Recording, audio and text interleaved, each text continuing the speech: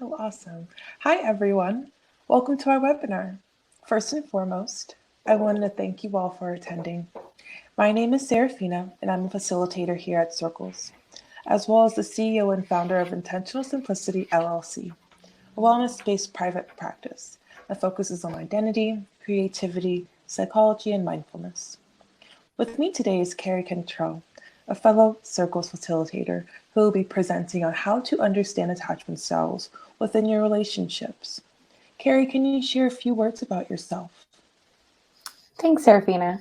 Yes, I am a therapist and life coach with my own practice, Carrie Cantrell Coaching, where I really help people focus on creating emotional wealth, living a more balanced life, and really help them overcome the mind drama that we deal with on a regular basis. So, whether it's regaining a little bit of your confidence or your self worth, it's all about helping people overcome those everyday challenges and just feeling a little bit richer in their own emotional health. Thank you for having me. Beautiful, beautiful. Thank you. If you're watching this webinar, that means you're either experiencing or have experienced being heartbroken. Don't worry, you are not alone. Carrie will present a number of tools to help us overcome fear after being heartbroken, as well as several tips such as attachment styles to explore that further. For those of you who don't know, Circles is a leading platform for emotional support that ensures no one has to overcome life's challenges alone. It is built on the core principles that in order to overcome life challenges, you need to be heard and supported by people who actually understand what you've got going on. Our platform matches people who are going through the same challenges in their lives, such as a loss of a loved one, divorce, a narcissistic relationship. Each circle is led by a mental health professional, and together, members have a safe space to chat, meet weekly via video, and support each other through their healing process.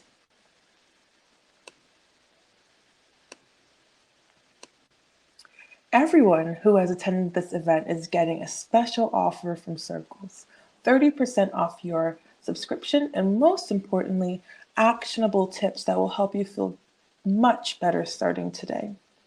But before we officially get started, I want to go ahead and mention a few logistical things. This is a webinar, meaning there is one-way audio and video. So you can see us and hear us, but we cannot see you or hear you. That being said, we do not want to not hear from you. We would love to hear your questions. We would love to answer anything you've got to say. So please go ahead and leave your comments in the chat box. All right, so you ready to get started, Carrie? Yep, All I'm right. ready. I'm just going to go ahead and load our presentation. Okay. I'm so glad to be here with all of you guys today. So we are going to talk about attachment styles. Attachment styles are easy to understand. They're easy to apply to your life. And whether you have recently kind of exited a long-term relationship, are newly divorced, are single, married, or everything in between, this is a great way for you to kind of help yourself grow. So it's a tool for self growth. You'll gain insight into yourself, how you function in relationships, understand kind of your past patterns of behavior, and how you want to be in your future relationships. You'll be able to identify some of the people and the connections that you want to attract into your life as well. So I'm so happy you guys are here with us today. I did, just as a side note, I went ahead and put a link in the chat box. This is a link where you can take a quick, brief quiz about your attachment style. So if any of you want to open that up in a new window, don't lose me because I want you to hear me and see me, and take that as we're doing some kind of introductions to the topic. Please do so. It should take you no longer than about 3 to 5 minutes at the most, even if you took your time on it. So go ahead and open up that link in a new window. Don't lose me, and click on Deciphering My Own Attachment Style. That way you can kind of get an idea of where you might be as we're going through the different attachment styles today, and be able to really participate in our webinar from your own perspective. And I really want you to be able to do that. Okay, so what we're going to do today is we're going to explore the different attachment styles. We're going to discuss how they impact our relationships, as I mentioned a little bit earlier. We're going to talk about how they impact you. And at the end, we're going to talk about some specific tools and skills that will help increase your quality of life as an individual and in your relationships. Okay. Serafina, can you go ahead and just resend that link to everybody? I'm seeing some people may not see it. Yes, absolutely. Okay, thank you. Okay, so we know that adult attachment styles are based off of science. That's one of the reasons I love them as a person who comes from a behavioral health background. As a social worker and a life coach, I love using attachment styles for that reason, but they're not the only way that we can understand ourselves a little bit better in relationships. And I love to give that disclaimer because it's not a say all be all. So if you're here and you're like, I don't agree, this doesn't make sense for me, that's okay. There's so many tools out there, and I even have some of the links to this information today. So if you need that link in the chat box, just go ahead and let us know, and I'll pop it in there once we're done with the webinar today. I will respond to you and let you know what those links are to these assessments. We have things like the Big 5 personality traits. We know 5 love languages. That tells us something a little different. They all do. I'm sure many of you have heard about 5 love languages, meaning that's how you give and show love. If you're more into like I guess you could kind of say like astrology and things like that, love cards might be a really good tool for you to get some insight. It's a really fun option. But I always, as a social scientist, love to go back to human behavior theories and how we live within the world and we work within our relationships too. So just know lots of different ways to understand yourself out there. But one of the reasons why attachment styles matter and they're so important to us in our relationships when we're thinking about maybe starting that new relationship, starting that new chapter of life, especially if you are here because you're like, I've just came out of a huge relationship. It was hard on me. I've been through a lot with people and trying to figure out who I could really be compatible with. If you are asking yourself these questions, it is even more important to understand your own attachment style and the potential attachment style of the partner that you are attracting into your life or that you're trying to work out maybe conflict with or understand better who's already in your life. Attachment styles give us insight into our own relationship behavior. They help us understand how we respond to other people, what we expect from other people, and a little bit about our needs in relationships. And they also help us understand how we communicate those needs and expectations to other people. But it also tells us what our needs might be or what our partner's needs might be and helps us understand those dynamics between two people in a relationship as well.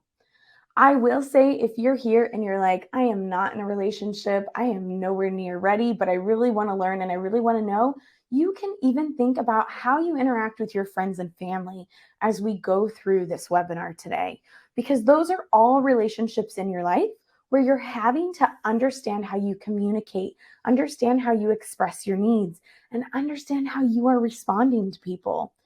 But I do think that attachment styles are very powerful in our romantic relationships. So this, like, if you already know, if you've already taken that little quiz that we put in the chat box, go ahead and pop us a message. Let us know which attachment style you think you are, because I'm going to get ready and go through a brief overview of just what the different attachment styles are. So let us know if you already know which one you think you are, and then let us know at the end if you think it's actually different than your first assessment. I want you to keep us informed as we move through the webinar. So there are 3 main attachment styles.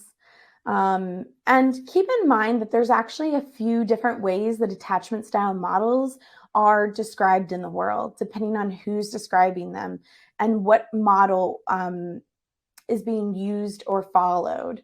So I am going to describe to you the three main types, and I'll explain later how some of the different models work. So the first one is an anxious attachment style. So someone who might show up with anxious tendencies is not exactly the same thing as someone who has anxiety. So keep that in mind, because we use the word anxious and anxiety a lot in our society today, but it's very similar. So people who have anxious attachment styles really look to be close to their partners. They might feel anxious when they're away from their partners. If they're at work for the day, they might want to know what their partners are doing or what they're up to. It's not because they're jealous or over curious. It's just because they really care. They often really think highly of the people in their lives and the people around them. It's kind of like they're putting the others in their life on a pedestal and saying, these are the people that are important to me, and this is why, and I love them, and they're almost more important to me than myself. And so that's often what we see from people who fall into this anxious category. I think some really good examples of this, where it might come out a little bit more like an anxious person, is maybe someone who's a nervous texter, right? Like you're not responding, and that friend's like, "Hey, are you there? Are you there? Well, if we can't go to the store today, then maybe we should do this. And if you don't think we should do that, then maybe we could do this." So I think people, that's one kind of example that comes to mind for me, that it could fall into someone with anxious tendencies. Uh, I also think that people who fall into the anxious attachment style might be likely to carry a lot of the emotional burden in a relationship. They might be likely to respond to a partner or over respond to a partner when something happens or occurs in the relationship. We'll come back to anxious a little bit later, actually, all three styles a little bit later, as to what we should do if we do fall into this category. I see some of you sharing your different attachment styles, so don't worry, we're going to give you some tips and tricks to manage them. The second attachment style is avoidant. So this one's kind of cut and dry, right? When we think of the word avoid, we think of people who aren't aren't ready to be there in the relationship.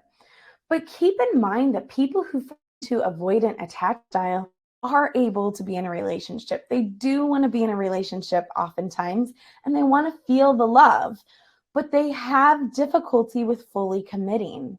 They sometimes will suppress their needs and maintain distance because it's easier for them. And maybe they do kind of give in fully to a relationship. Maybe they get into a committed relationship, but it's kind of like they always have that escape route in the back of their head. So, for instance, if a fight or conflict comes up, they might be the ones who are going to say, like, "Hey, peace, I'm out. I've got to go." Or, you know what, this is getting too difficult for me. So I think we should just stop here and end the relationship. Most of the time, when people have avoidant tendencies or an avoidant attachment style, they are often unaware of what is happening. They don't necessarily know that they're showing up as someone who's not really fully ready to commit. Sometimes they are looking at things as a negotiation, right? Well, like if I'm gonna spend my time out with the family, then I'm actually losing time watching my favorite football game, right? It's never that you can win on both sides. And that's where the escape route might show up, for instance. We often see people with avoidant attachment styles showing up in an energy of self reliance. So it might appear as confidence, because people who are avoidant are really good at kind of becoming dependent on themselves and being really confident, independent people. But at the end of the day, The difference is that self-reliance means that they're only going to be reliant on themselves, which is one of the things that holds them back from fully committing in a relationship. If any of these things are resonating with you as we go along, let us know in the chat. We want to come back to that. Let us know. And then the third main attachment style is secure. Now, all of you are probably thinking so far, oh, I am definitely an anxious attachment style. I am definitely avoidant attachment style. We are our own worst critics and kind of like put ourselves in the category we think we are most likely to be in. So we're going to always jump to the one that we don't, or that we think we belong in immediately. And we're going to be really hard on ourselves. But the reality is that over 50%, I think it's about 51, 52% of the population is secure. And I'll say here that it doesn't really matter what attachment style you fall into, because there's really good pieces to all of the attachment styles. And there's really good, easy ways to help yourself manage in a relationship. So I see some questions coming in the chat box. We'll get to those in just a second. I love your questions, guys. Okay. So let's talk about secure attachment style. These people are mentally flexible, they communicate effectively, and they aren't necessarily the ones to play games in relationships.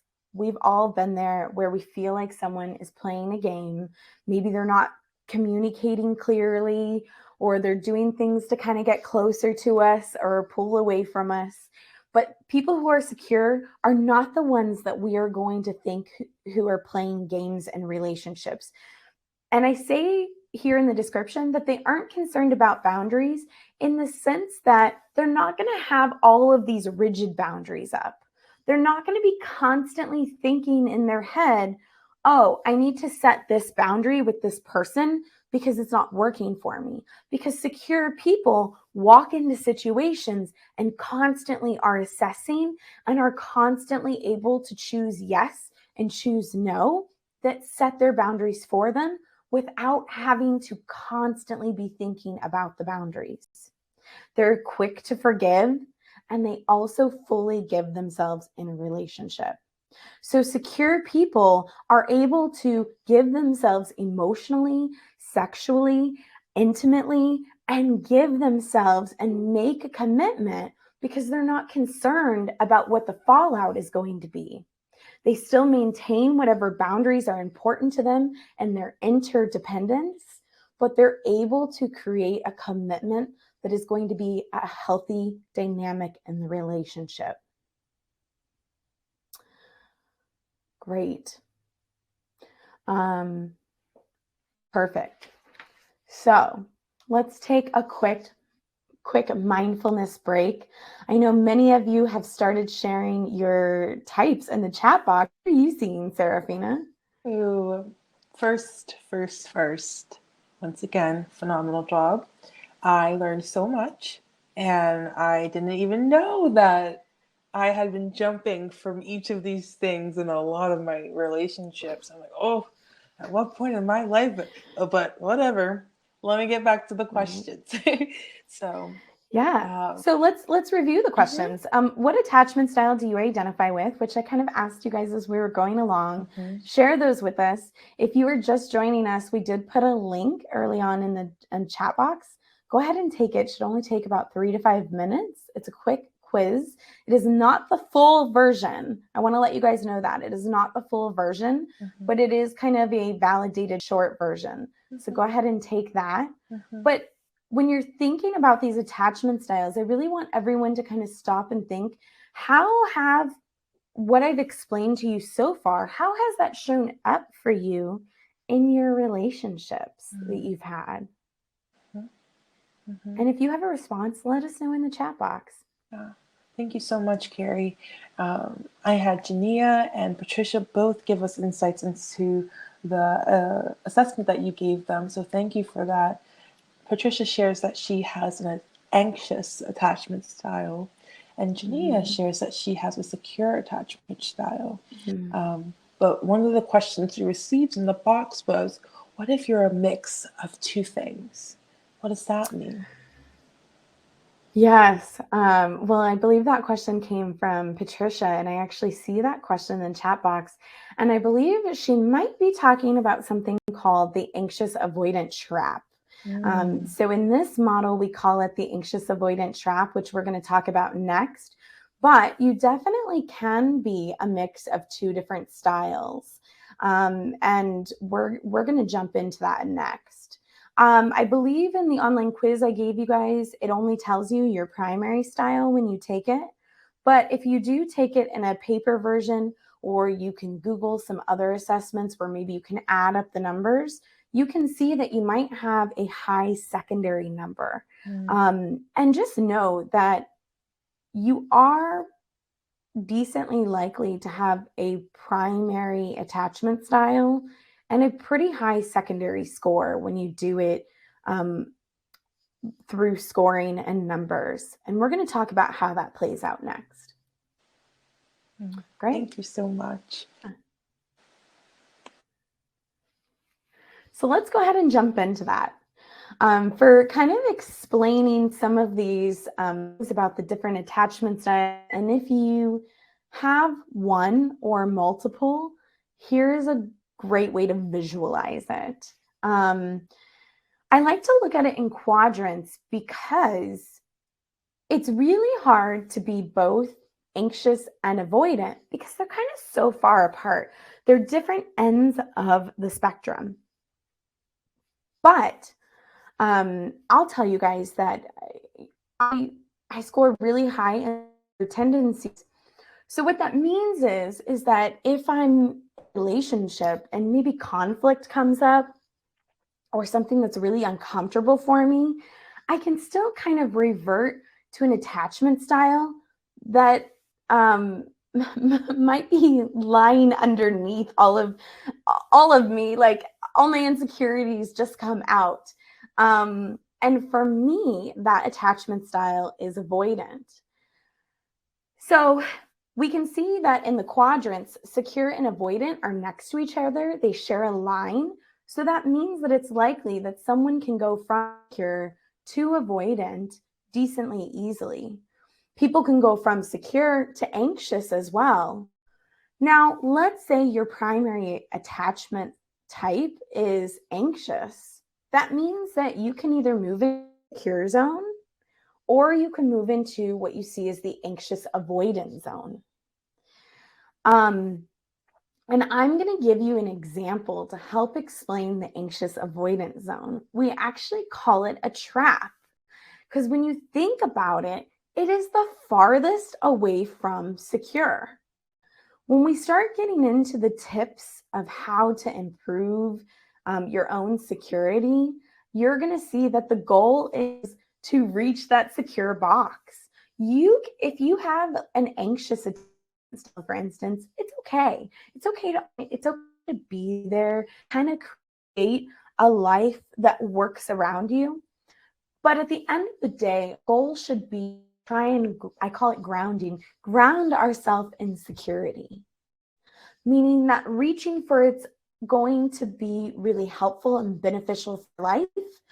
But do we need to expect ourselves to be secure and expect ourselves to change like that? No, because we need to be okay with where we're at and to be able to communicate our wants and needs. Over time is to become more secure.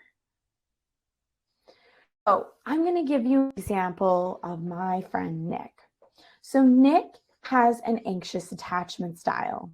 He is one of those people who thinks really highly of the people around him, and that includes his girlfriend.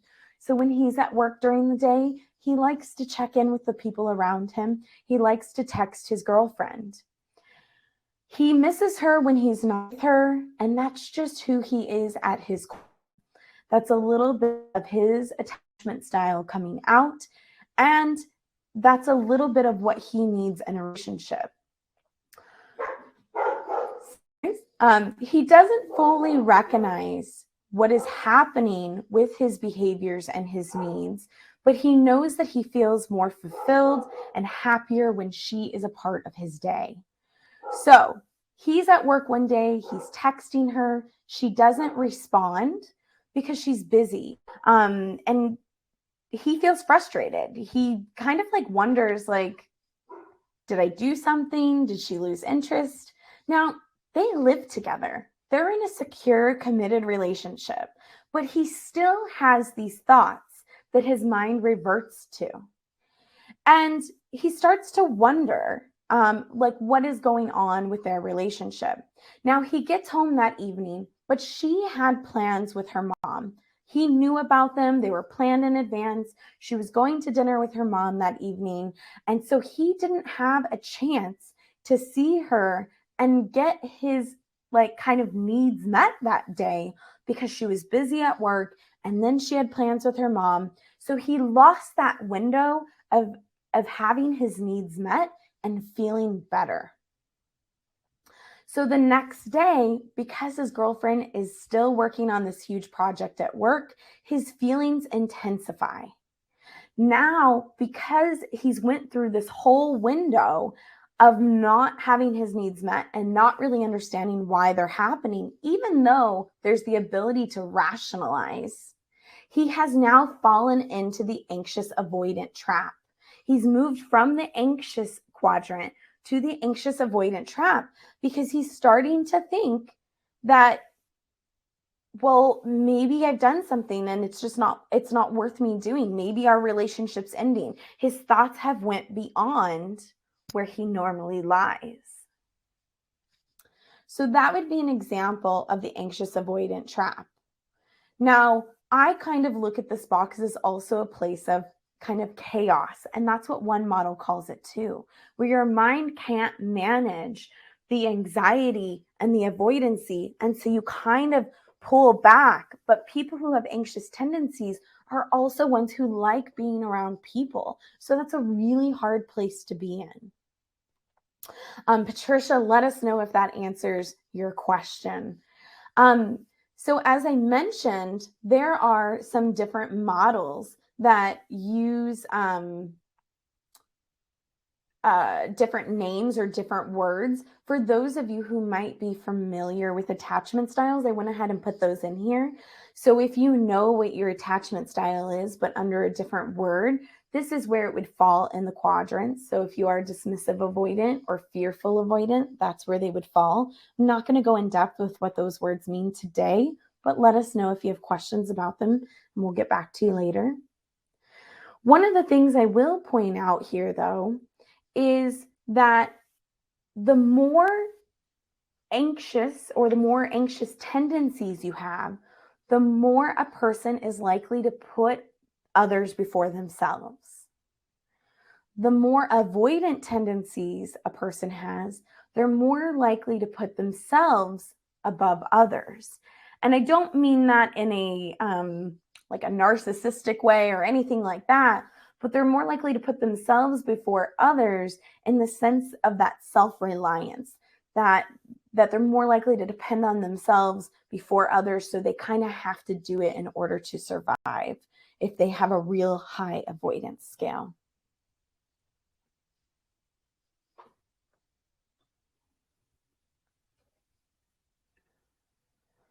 Okay, so I'd love for you to just kind of take a mindfulness break. Let us know, do you see any of these patterns happening that I'm describing from your last relationship? Especially the ones within yourself, where maybe you were, in a secure place, but when something happened, you quickly fell into another zone. And are these patterns true for more than one of your past relationships? Is this something that you can say is true to your core? Because that, I always say that the first step is awareness. Mm-hmm. Mm-hmm. And it's even important to reflect on some of your relationships with family and friends. Yes, absolutely. Thank you for that breakdown. Mm-hmm. I find that the shift in the example you gave, like after time went on, and you have more space to get fearful or to get worried or to start to put these new ideas in your mind that may or may not be true to the actual Mhm. situation happening. And so I love that you can easily slip into the next one because our mind can take us there. So thank you for that breakdown. Well, and you mentioned a really good point, Serafina. I think a question that I get really often, and I actually see it happening in the chat box right now, is that our attachment styles change over time. They don't always change over time. For instance, like if you're a person who's pretty secure, keeping in mind that more than half of the population is secure, you may not change over time. But you could, for instance, be in a relationship and really be showing up with that avoidant energy. But there could have been characteristics about that relationship or characteristics about that partnership that brought out a lot of those tendencies in you. And then, maybe your next relationship was a different kind of connection, a different kind of partnership, and that can bring out a secure energy in you. But the avoidant and the secure are probably already built within inside of you. It's just which ones are brought out at a different period in your life and the different relationships in your life. So I definitely see like those things coming out. So I'm so glad that that question came up. Absolutely. I would love for you to continue sharing your insight for Patricia in her example of I love closeness, but if someone gets too close when I'm not ready, I pull back. So, can you give us insights Mm-hmm. as to what that would look like within her transitions of attachment styles or their transitions? Well, I know Patricia had mentioned to us earlier that she's an anxious attachment style. Mm-hmm. So that's kind of helpful to answering that question. But what she's actually really describing is characteristics of avoidant attachment style, where we're just not really ready to be there. So when we start to get close, we feel that pulling back, that's kind of that escape route that I was talking about Mm-hmm. earlier. So that tells me, just like you said, Patricia, that you're not ready. There's something about that that's not creating the security within you to move forward. But with that being said, I almost wonder if this is an area where the anxious avoidant trap is kind of susceptible because of the anxious tendencies that have been described, as well as now the avoidant tendencies that are being described. And if they're both present there in that moment, Mm-hmm. what a person might need to do is to really find, like, how do I create some security in my life Mm-hmm. to help me pull out of the chaos of the anxious avoidant trap, whether that means going back into my anxious attachment style for a little bit, whether going back into avoidant, but then taking that next step to ground in security. We can't expect to move from an anxious avoidant trap to security, because then it's like you're trying to jump up a flight of stairs. That's impossible. Mm-hmm. Mm-hmm. We just can't do it. Thank you. Thank you for that. Yeah. Just as my mind went when you were talking about Patricia, it made me think about childhood, right? So where does this Mm-hmm. come from? And the question that you brought up is family. And so Mark, someone else who's joining us this evening, gave us a wonderful insight as to their experiences of attachments. Mark shared that I'm anxious style, and in close relationships, they have been avoidant, but absolutely anxious in family. And so it was not a shock to him. And I would love to hear your perspective on what that looks like um, for someone who's trying to compartmentalize or see which one is coming up for them, where they are, and how to adjust in those Oh shifts. my gosh. Mm-hmm. Mark, it's like what your light bulb moment is, and you've had your light bulb moment, and now it's like, oh my gosh, what do I do about it? Because that can be so confusing when we show up different ways. But Serafina, I think you hit the nail on the head in saying that, like, our family might have a lot to do with the way our attachment styles kind of show in us. Mm-hmm. Because when we talk about Mark and he explains what his look like, my first thought, and this is just a generalization, is that our families are our first interactions in the world, Mm-hmm. right? From like a sociological perspective, our families teach us how to do everything. They teach us how to interact, they teach us like our norms, we model after them. Like as a person who we're building our identity, usually our families create that very first point in life. Mm-hmm. And then it slowly grows from there. Then you have school, you have friends, you have extended family, you get into high school, you have maybe a job, and it grows.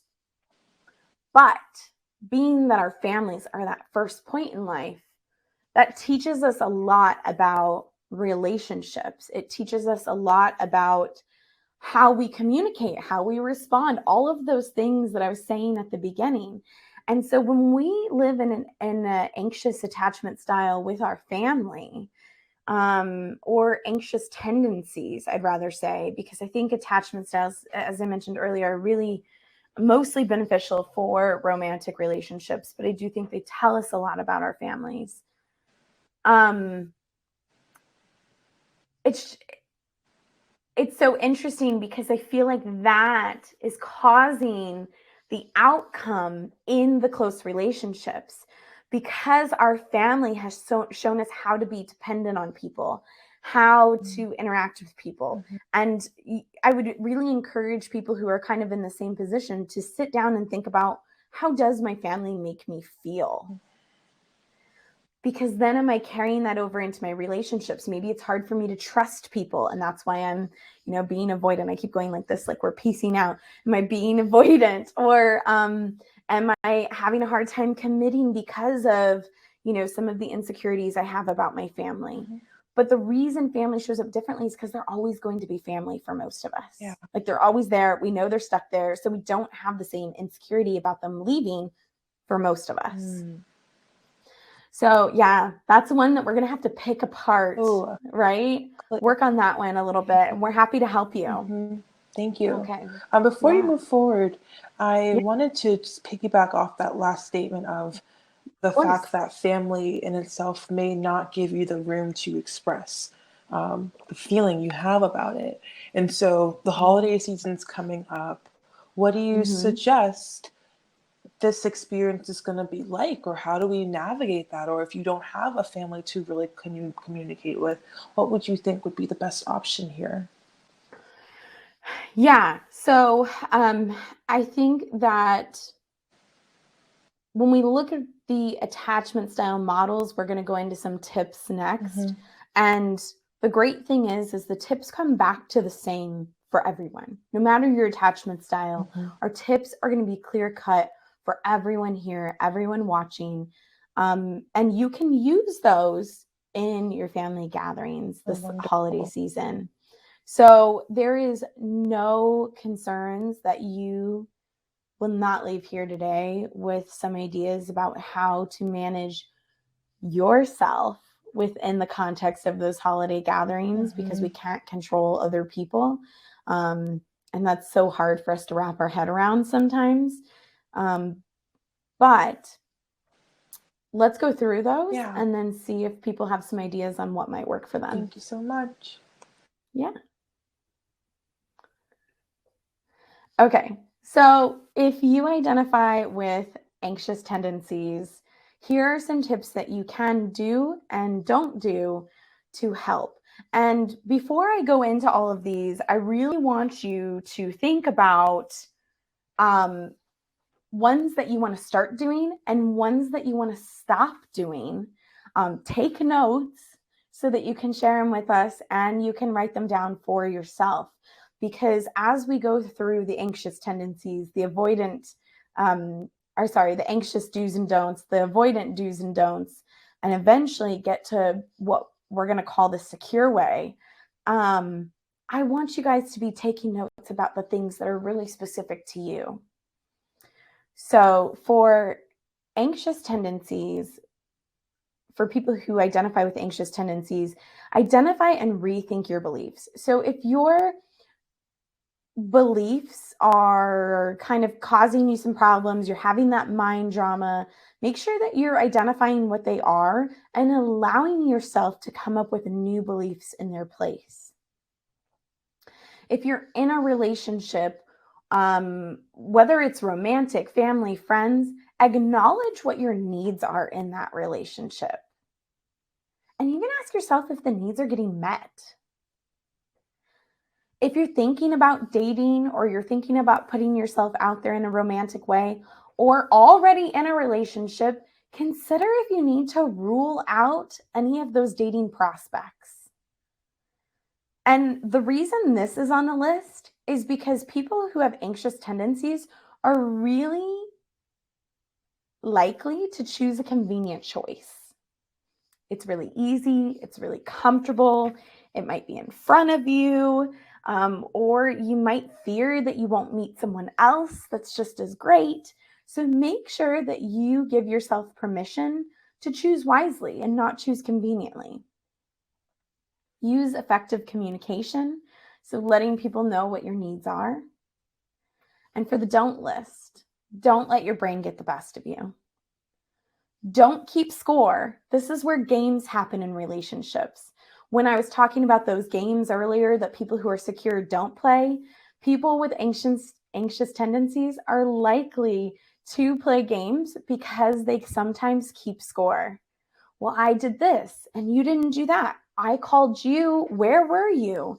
So make sure that you're not keeping score and you're not trying to use jealousy as a tool to get people to come closer to you or back to you.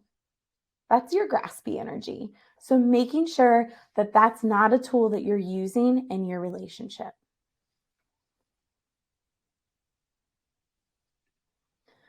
If you kind of resonate with the avoidant tendencies, here are some things you can do. You can grow mutual support.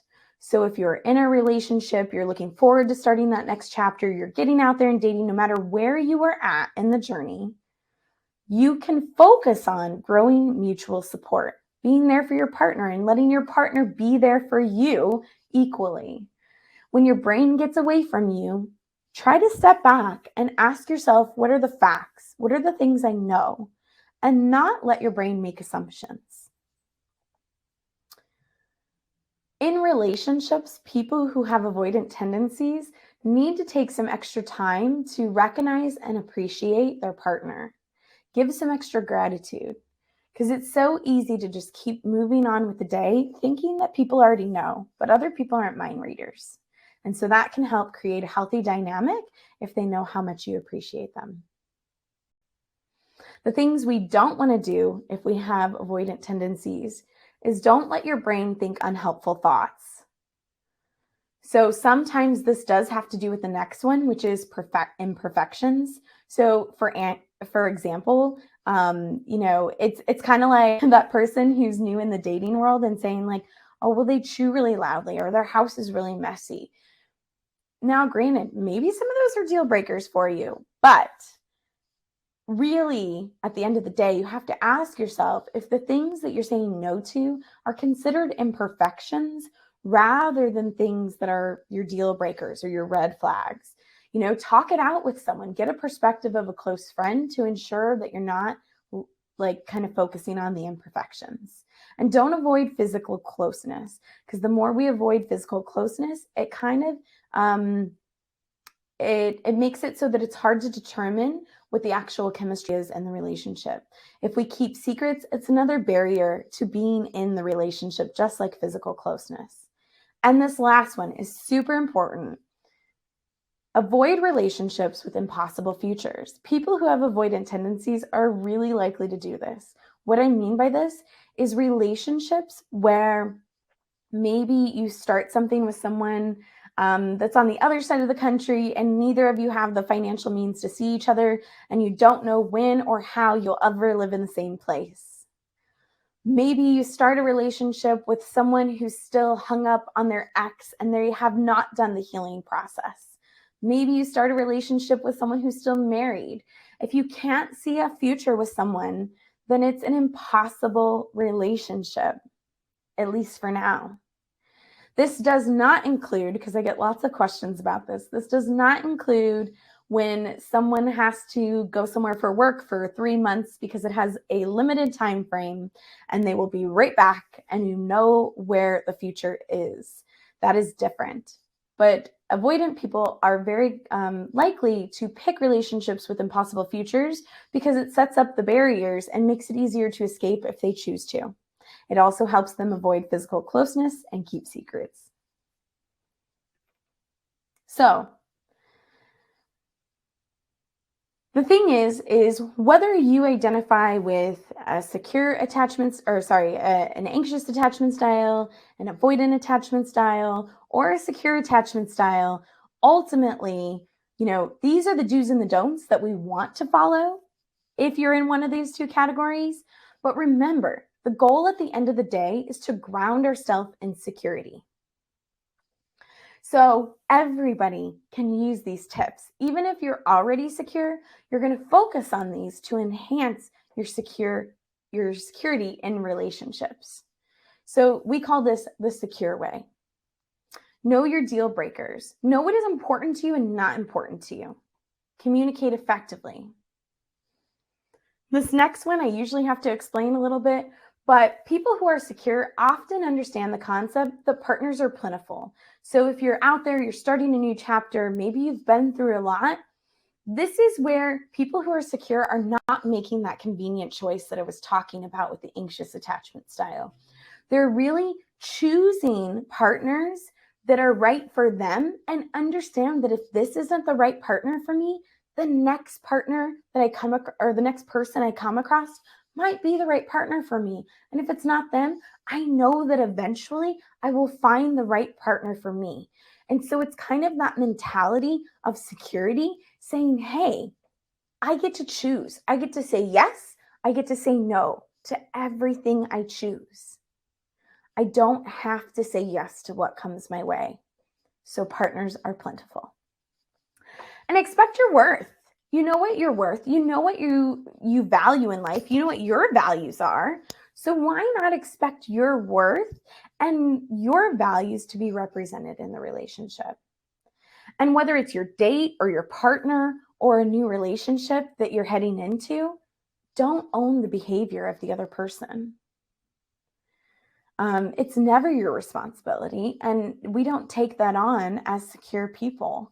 So making sure that you're separating it, knowing that you own your own actions, your own behaviors, your own thoughts, your own feelings, and they own theirs.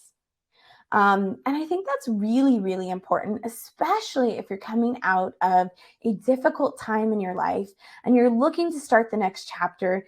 And it's so easy to make comparisons. It's so easy to think about, like, oh my gosh, why are they doing this or why are they doing that? And all of these things that we're talking about right now allow us to really calm our brain, train our brain to think in a really helpful way, but owning our own decisions, our own behavior in that process. So I asked you at the beginning of this section to think about what are some things you should stop doing and what are some things you should start doing. So hopefully some of you took notes. And Serafina, I love to know which ones stood out to you as really important and what you see in circles all the time, what people think they should start doing and stop doing. Yes, absolutely. Once again, Carrie, this was a wonderful breakdown, and thank you for taking the patience to really talk about each of the different types. And Patricia also says they're really helpful, so I know you were able to answer her questions, and I bet many others. But one thing that stood out to me during this last portion that you shared was the impact of the secure connection and what it's like to know that you have the abundance of more connections. You have more time to meet more people. You have more opportunities to learn about who you like and who you don't like. And I think that reducing the fear that you will be alone in that experience makes it so much easier to try and have some courage in that exploration of the perfect person for you or the best attachment and like dynamic. But thank you for sharing. I also wanted to talk about circles and the connection we have with relationships. So a lot of this reminded me of codependency within a Mm-hmm. narcissistic relationship. And so my mind was blown.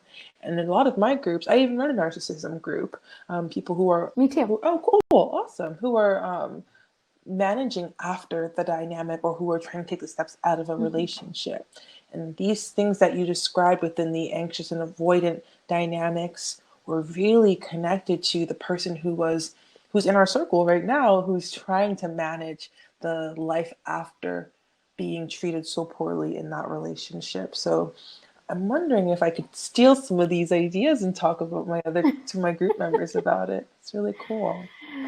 Yeah, and I think that's a really good point. And I think that one of the most common ways that if we are really struggling with our security is to make sure that we're surrounding ourselves with the right people that also reflect the behaviors that we want Mhm. to create for ourselves. And I think I missed that so far along the way, and I want to make sure that message gets across. So, for instance, that could be friends, that could be family, it could be relationships. But if we are struggling with our security, let's say I'm, living in an anxious attachment style, doing all the things that I said anxious attachment style people do. Um, and I'm surrounding myself with chaos at home, like the family's Mhm. going crazy, and my friends are, being avoidant and gossipy. It's not really setting me up for success. Right. It's not giving me the environment or a person who is secure for me to model and replicate. It's not giving me a person to count on to be my support system to help me have the tendencies that I want in my life. Um, and so I think this even brings, I see we have another question in the chat box, like, how do we attract secure people? And you have to look for those tendencies that we want, because we want to attract people that are like us, and ultimately we want those kinds of people in our life. And I have a kind of tidbit here next on relationships and attracting people that are secure. But I'd love to know, Serafina, if you have any other thoughts on Mm. this idea of creating security in our life. Absolutely. One of the first things I always encourage people to do is join a circle. And what I mean by that is you literally have a facilitated environment that is trying to create a space for secure minds, right? To give Mhm. you the chance to start feeling healthy in your identity because other people around you are too. And they also give you the space to practice, fail, learn, grow, cry, laugh. And if you don't have these people in your circle naturally, this is a wonderful way to build an Mhm. organic circle by connecting with us. So feel free to reach out. I'm also going to put an offer in there if you want to do so. But that's one way to start attracting secure people is putting yourself in environments that have secure people in there. And I love that too, because a lot of the skills that we talked about can be built in a safe place like Mm. that. So retraining our Yeah. brain, helping ourselves know if something's an imperfection or not an imperfection. Hmm. A lot of those things we were talking about can be built in a system of support. Absolutely. So. Absolutely. So, here are some quick tips for if you're looking to attract secure people. We know that realistically, people who are anxious or avoidant are going to be better off with someone who is secure.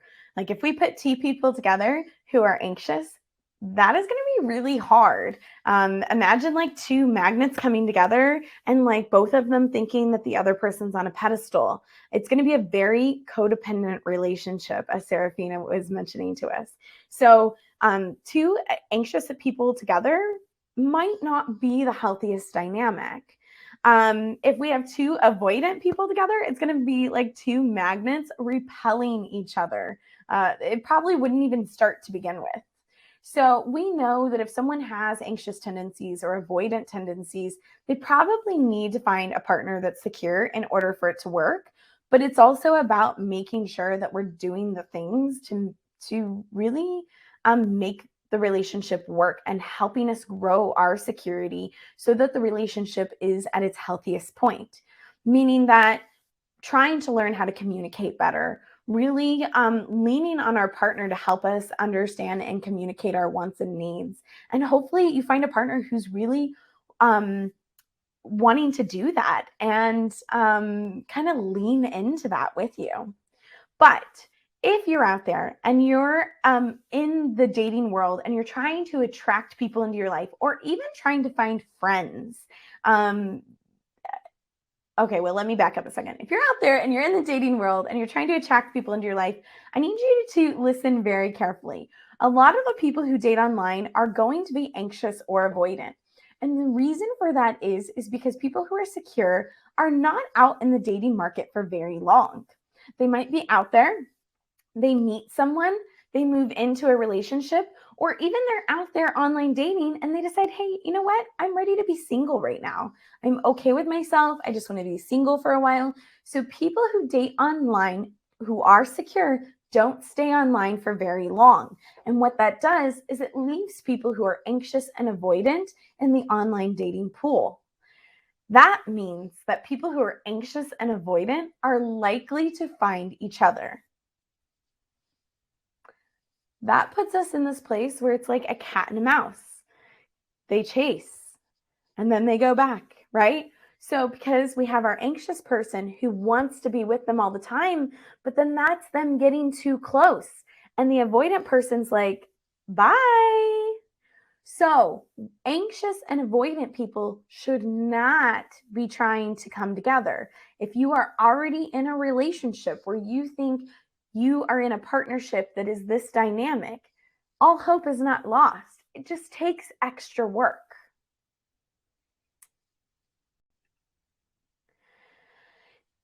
Some things that I will say before we kind of think about wrapping up here is that